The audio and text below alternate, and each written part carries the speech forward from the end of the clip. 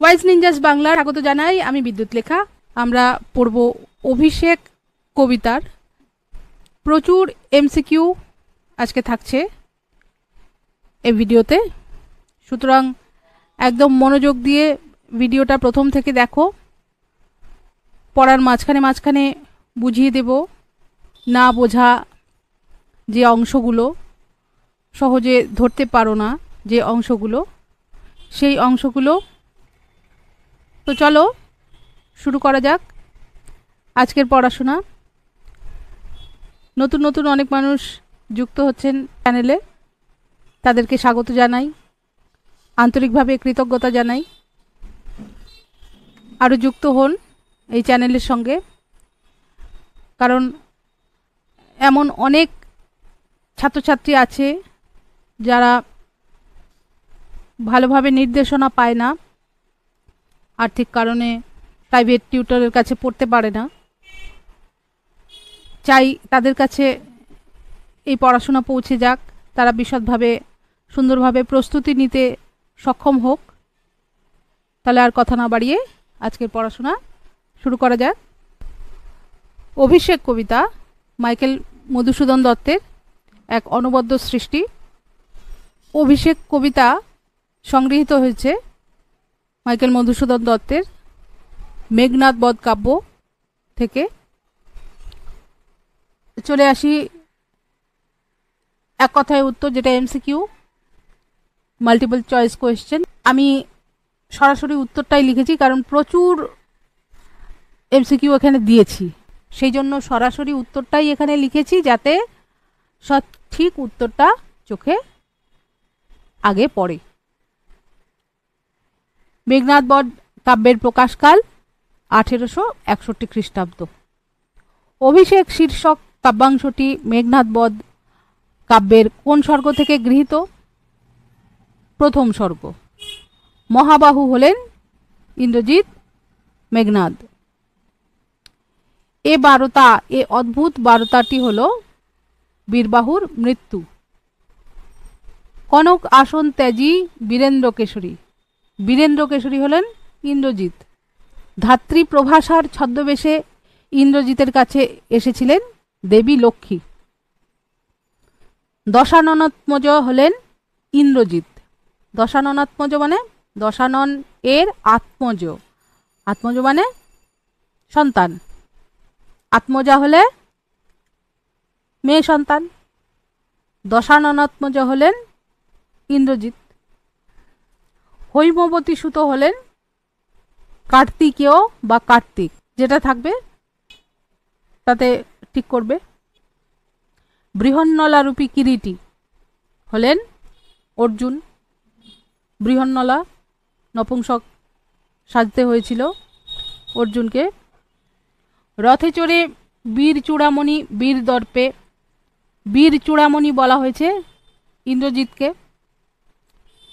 নিকুম্ভিলা যজ্ঞ সাঙ্গ কর বীরমণি, বীরমণি হলেন ইন্দ্রজিৎ। দেখো বিশেষণগুলো খেয়াল করবে কাকে কোনটা বলা হয়েছে। ইন্দ্রজিৎকে বেশিরভাগই নানা রকম বিশেষণে ভূষিত করেছেন কাব্যে, সেই শব্দগুলি জানবে, অর্থগুলি পরিষ্কারভাবে বুঝবে। তারপরে ঘুচাবো এ অপবাদ। ইন্দ্রজিৎ কিভাবে অপবাদ ঘুচাবেন? রিপুকুলকে বধ করে। মহাকবি মধুসূদন রচিত একটি প্রহসন, একেই কি বলে সভ্যতা। আর বুড়ো শালিকের ঘাড়ে রোঁ। দুটো বললে দুটো দেবে, একটা বললে একটা। মহাকবি মধুসূদন যে ছন্দের জনক তার নাম অমিত্রাক্ষর ছন্দ। আমাদের আগে কি ছিল? পয়ার ছন্দ। মহাভারতের কথা অমৃত সমান, কাশিরাম দাস কহে শুনে পুণ্যবান। এই যে সমান, পুণ্যবান, এই যে অন্তমিলের ছন্দ, এগুলো হচ্ছে মিল থাকতো তাই মিত্র, মিত্রাক্ষর। আর মহাকবি মধুসূদন সেটা, সেই প্রথা ভেঙে তিনি নিয়ে এলেন অমিত্রাক্ষর, এরকম ছন্দের শেষে, কবিতার শেষে মিল থাকবে না। তো এই নতুন ছন্দের নাম তিনি দিলেন অমিত্রাক্ষর ছন্দ। অম্বুরাশি সুতা। অম্বুরাশি কোথায় থাকে? অম্বু মানে জল, সমুদ্র, অম্বুরাশি মানে সমুদ্র, অম্বুরাশি সুতা মানে সমুদ্রের কন্যা। ভগবতী ইন্দিরা সুন্দরী হলেন দেবী লক্ষ্মী, সমুদ্র মন্থনে দেবী লক্ষ্মী উঠে এসেছিলেন, তাই অম্বুরাশি সুতা। ইন্দিরা সুন্দরী, ইন্দিরা হচ্ছে পদ্ম, সেই পদ্মের উপর শোভিতা সুন্দরী হলেন ভগবতী দেবী লক্ষ্মী। অম্বুরাশি সুতা যার মৃত্যু সংবাদ দিলেন তিনি হলেন বীরবাহু। সসৈন্যে সাজেন আজি, এরকম শূন্যস্থান থাকবে, সসৈন্যে সাজেন আজি শূন্যস্থান আপনি। এখানে উত্তর কি হবে? যুঝিতে। পংক্তিটা এরকম, সসৈন্যে সাজেন আজি যুঝিতে আপনি। মহাবাহু হলেন ইন্দ্রজিৎ।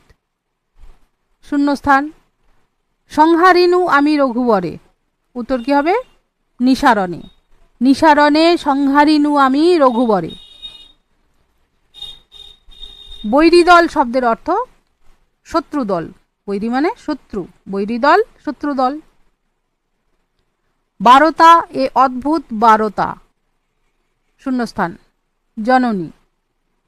যখন জিজ্ঞাসা করা হবে বার্তাটি কি, তখন বলতে হবে বীরবাহুর মৃত্যু, আর শূন্যস্থান দিয়ে রাখা হবে যখন, শূন্যস্থান পূরণ করতে বলা হবে যখন, বলতে হবে জননী। বারতা এ অদ্ভুত বারতা জননী। কোথায় পাইলে তুমি শীঘ্র কহ দাসে, এখানে দাস হলেন ইন্দ্রজিৎ। ইন্দ্রজিৎ নিজেকে দাস বলছেন কারণ ধাত্রী মাতা প্রভাসা, তার কাছে তিনি বড় হয়েছেন। প্রাচীনকালে শ্রদ্ধা ভক্তি যথা সম্মান প্রদর্শন করা হতো, তাই তিনি বিনয়বশত নিজেকে দাস বলছেন। এখানে দাস হলেন ইন্দ্রজিৎ। রক্ষ রক্ষ কুলমান, রক্ষকুলের মান মর্যাদা রক্ষা করবেন কে করবেন? ইন্দ্রজিৎ। দেবী লক্ষ্মী বলছেন রক্ষ রক্ষ কুলমান। রক্ষ চূড়ামণি শব্দের অর্থ রাক্ষস কুলের শিরোমণি। কে রোষে কুসুম দাম ছিঁড়লেন, কুসুম দাম মানে হচ্ছে ফুলরাশি, যে ফুলের গহনা তিনি প্রমোদ কাননে পড়েছিলেন মেঘনাদ, তখন এই বীরবাহু মৃত্যু সংবাদ, ভ্রাতার মৃত্যু সংবাদ শুনে প্রচণ্ড ক্রুদ্ধ হয়ে সেই ফুলের সাজ কুসুম দাম ছিঁড়ে ফেললেন। তাহলে কুসুম দাম ছিঁড়লেন মেঘনাদ ইন্দ্রজিৎ। পদতলে শোভিত কুণ্ডল, কুণ্ডল শব্দের অর্থ দুল, কর্ণভূষণ, যেটা থাকবে অপশনে তাতে টিক করবে। শূন্যস্থান বেড়ে স্বর্ণলঙ্কা, উত্তর হবে শূন্যস্থানে বসবে বৈরীদল। বৈরীদল বেড়ে স্বর্ণলঙ্কা। হেথা আমি বামাদল মাঝে, তাহলে বৈরীদল মানে শত্রুদল ঘিরে রয়েছে স্বর্ণলঙ্কা, বৈরীদল বেড়ে স্বর্ণলঙ্কা। আর ইন্দ্রজিৎ ছিলেন প্রমোদ কাননে হেথা আমি বামাদল মাঝে, বামাদল মানে নারীদের দল, তার মধ্যে তিনি ছিলেন।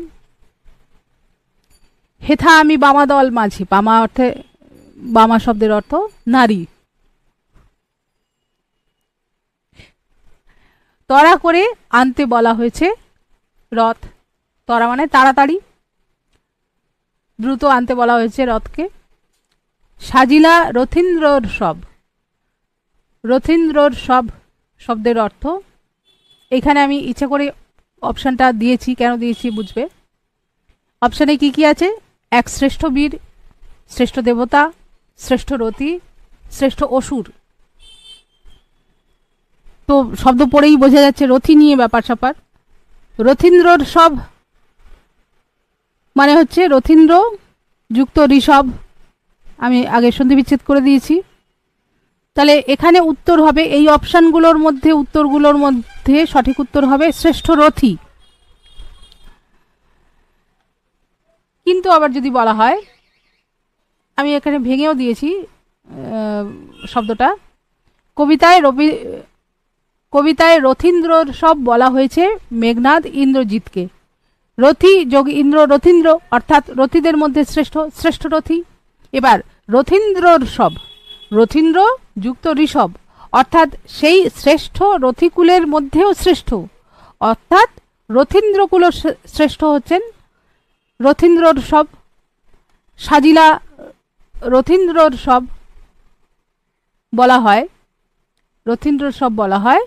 এবার অপশানে দেখো, এক শ্রেষ্ঠ বীরকে, শ্রেষ্ঠ দেবতাকে, শ্রেষ্ঠ রথীকে, শ্রেষ্ঠ অসুরকে। এবার এখানে রথীও আছে, শ্রেষ্ঠ বীরও আছে। প্রশ্নটা কি করা হয়েছে, মাল্টিপল চয়েস কিভাবে সাজানো হয়েছে? সাজিলা রথীন্দ্রর সব, রথীন্দ্রর সব বলা হয় মানে এই সার্টিফিকেশন কাকে দেওয়া হয়?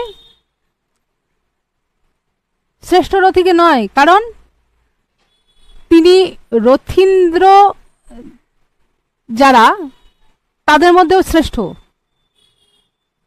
আসলে একজন শ্রেষ্ঠ বীরকেই এই সার্টিফিকেটটা দেওয়া হয়। তাহলে দুইভাবে উত্তরটা তৈরি হবে। রথীন্দ্রর সব শব্দের অর্থ শ্রেষ্ঠ রথী, আর রথীন্দ্রর সব বলা হয় শ্রেষ্ঠ বীর তাকে। এরপরে বৃহন্নলারূপী কিরীটির গোধন উদ্ধারের সঙ্গী ছিলেন এক বিরাট পুত্র, বিরাট রাজার পুত্র। উদ্ধারিতে গোধন সাজিলা সুর, শূন্যস্থান উত্তর হবে, শূন্যস্থানে উত্তর হবে সমীবৃক্ষ মূলে। মেঘবর্ণ রথ চক্র, শূন্যস্থান উত্তর হবে বিজলির ছটা। মেঘবর্ণ রথ চক্র বিজলির ছটা, এভাবে। ধ্বজ ইন্দ্রচাপ রূপী, ইন্দ্রচাপ রূপী বলতে বোঝায় রামধনু রূপীকে। আশু গতিতে ধাবিত হচ্ছে যেন, অপশান আছে তুলে দিয়েছি, কারণ হচ্ছে যে অর্থগুলো জানতে হবে। ব্যাঘ্র মানে বাঘ, তুরঙ্গম মানে ঘোড়া, রথ তো রথ জানোই, হস্তি অর্থাৎ হাতি। তাহলে আশুগতি, আশু মানে দ্রুত, আশুগতিতে ধাবিত হচ্ছে এগুলির মধ্যে তুরঙ্গম অর্থাৎ ঘোড়া। হেমলতা আলিঙ্গয়ে তরুকুলেশ্বরে, হেমলতা এর অর্থ স্বর্ণলতা, হেম মানে হচ্ছে সোনা, হেমলতা মানে স্বর্ণলতা। কহিলা কাঁদিয়া ধনী, ধনী শব্দের অর্থ এখানে সৌন্দর্যময়ী, সুন্দরী রমণী। ধনী তিনটি শব্দ, তিনটি অর্থ। এই যে ধনী, ধ দন্তন্বয় রসি ধনী, তার মানে হচ্ছে সৌন্দর্যময়ী সুন্দরী রমণী। ধয় বয় দন্তন্বয় রসি, সেটা হচ্ছে ধ্বনি বা স্বর, শব্দ, আওয়াজ। আর ধ দন্তনয় দীর্ঘী ধ্বনি হচ্ছে সম্পন্ন ব্যক্তি, সম্পদশালী ব্যক্তি। তাহলে এখানে ধ্বনি হচ্ছে সৌন্দর্যময় সুন্দরী রমণী। সতী প্রমীলা যে কাঁদছিলেন তাকে সম্বোধন করা হয়েছে ধ্বনি, বিশেষিত করা হয়েছে, সম্বোধন না, এখানে বিশেষিত। কাঁদিয়া কহিলা ধ্বনি, এখানে বলছেন, বর্ণনা দিচ্ছেন কবি মধুসূদন, কহিলা কাঁদিয়া ধ্বনি। তারপরে কোথা প্রাণ সখে রাখিয়ে দাসীরে, এখানে দাসী বলা হয়েছে প্রমীলাকে, ইন্দ্রজিৎ পত্নী প্রমীলাকে। গহন কাননে শূন্যস্থান, বাঁধনে সাধে করি পদ,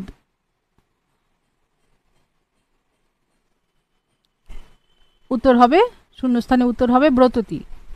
গহন কাননে ব্রততী বাঁধনে সাধে করি পদ। গভীর বনে যেভাবে ব্রততী অর্থাৎ লতা হাতির পা জড়িয়ে ধরে, সেই কথাটা এখানে বলা হয়েছে।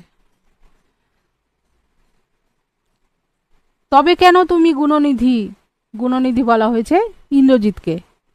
ত্যাজি কিঙ্করি রে আজি, কিঙ্করি শব্দের অর্থ দাসী, সেবিকা। আমরা তো এখন দাসী আমরা বলি না, কারণ এটা আমরা ব্যবহার করি না। তো এই রাজার সেবিকা যারা ছিল কিঙ্করী অর্থাৎ দাসী বা সেবিকা। ইন্দ্রজিতে জিতি তুমি সতী, এখানে সতী বলা হয়েছে প্রমীলাকে,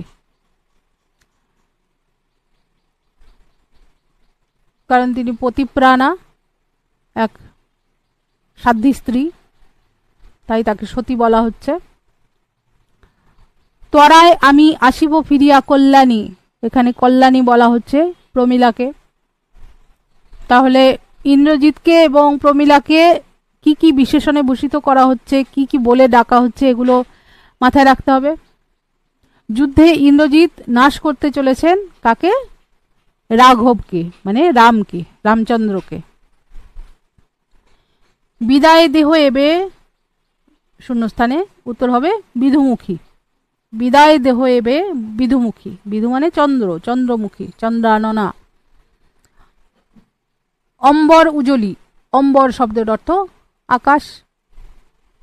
সিঞ্জিনী আকর্ষী রসে, সিঞ্জিনী শব্দের অর্থ ধনুকের ছিলা।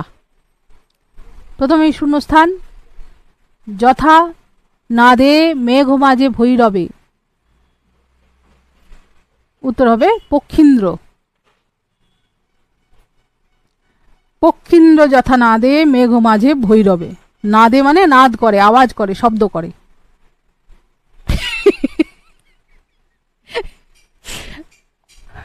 আচ্ছা,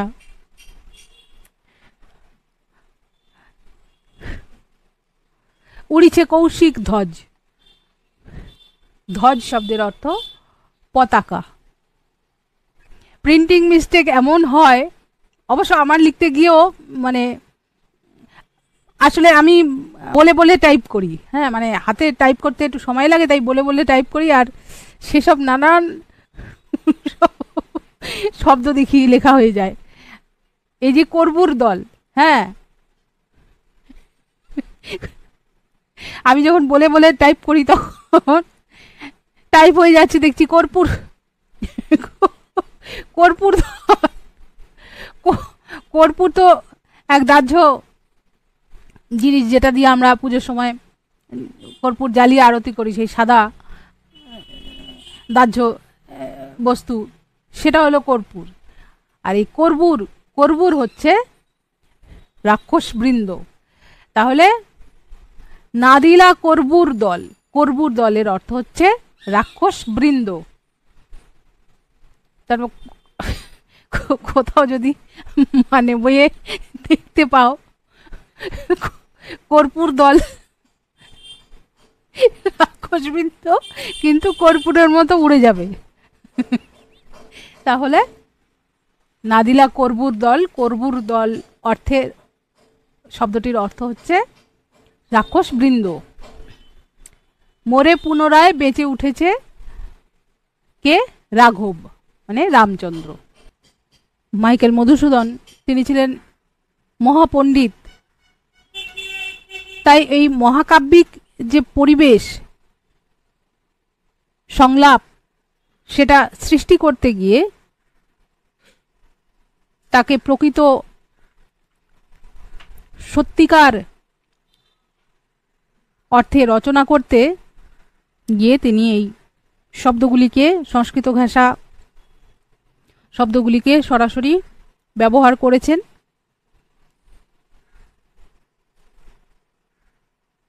যার জন্য আজও আমরা যখন এই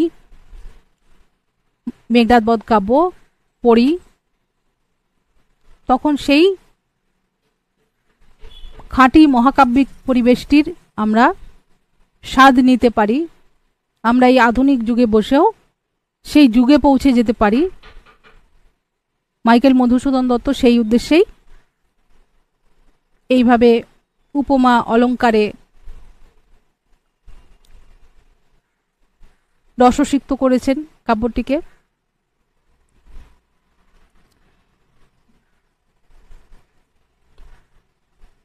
কিন্তু যেহেতু একটু ছাত্রছাত্রীদের জন্য